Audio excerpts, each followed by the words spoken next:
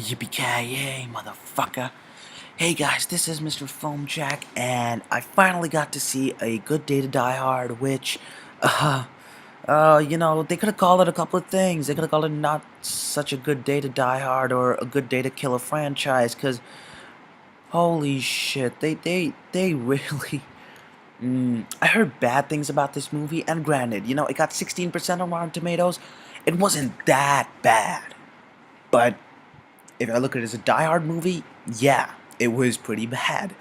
Even as a film in general, it didn't do that well. So, you know, that was disappointing. I thought, okay, it may fail as a Die Hard film, but please be a good film generally. That didn't happen. So that is disappointing.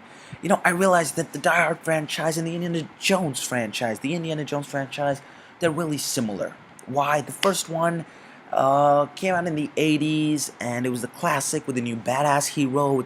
It transcended the genre. The second one tried way too hard to be the first one, ended up kind of cheesy. It was still pretty good though. The third one was definitely the best of the sequels. Closes out a great trilogy. Then the fourth one is a return after really long. Your badass hero's kind of old now. But it's still a pretty good movie. And the fifth movie, well, it never happened. Yeah. I, mm, you know, I feel bad for, anyone who's gonna buy the Die Hard Anthology box set, because they're gonna be throwing away disc 5.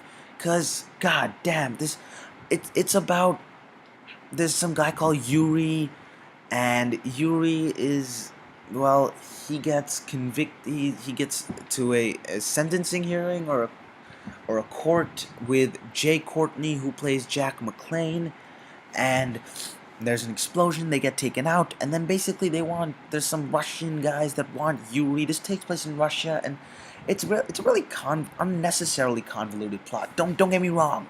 Alright, complex plots, they're fine, they work in most cases. It just wasn't that necessary for a Die Hard movie, or in this movie. It just, after a while I like what's going on, because there's this long car chase, which is, it's too much shaky cam and quick cuts. I thought some parts were actually pretty well paced. There are some positives in the movie.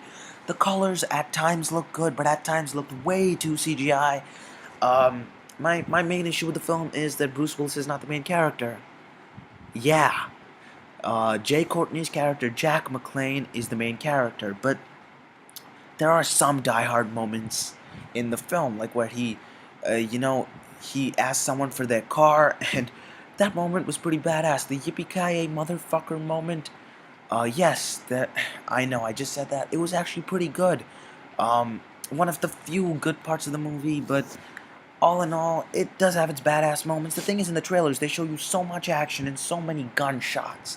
But that's it. I think it's going to take place for like the last hour of the movie, like the first Die Hard, 20 minutes intro, and then the next part of the movie till the end is just a shootout in this one area. That's what I expected from this, because John Moore is a big fan of the original, as he said.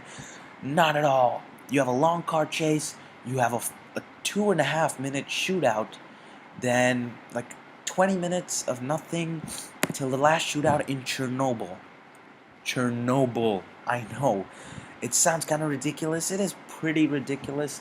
And one of the biggest gripes, I thought the movie was short enough. I thought the movie, 97 minutes long, shortest Die Hard movie till date. They could have easily made the film 80 minutes long. It would have been a lot better to watch, because, my god, there's so many scenes with a lot of bickering between father, son, and too much family moments. They kind of focus on the family in the fourth one. It was not so necessary, but this is my least favorite Die Hard film, but I'm still going to tell you there are some positive moments. This is rated R. There's not so much use of the F word. It wasn't necessary, but there's a lot of blood at times. Sometimes there's no blood at all when there should be. There are some bloody moments, and I thought one or two of the action set pieces were pretty cool. Granted, some of them had way too much CGI in it. I thought it was pretty badass at times, but all in all, I'm sad to say, guys, 4.5 out of 10. I mean, Die Hard 2, I gave that 7 out of 10, which was my lowest rating at the time. 4.5 is way too low. This is a negative review. And anyways, guys, this is Mr. Film Jack. Comment below, let me know what you think. Have you seen Die Hard? Did you like Die Hard? Make sure to subscribe, stay tuned, and expect more.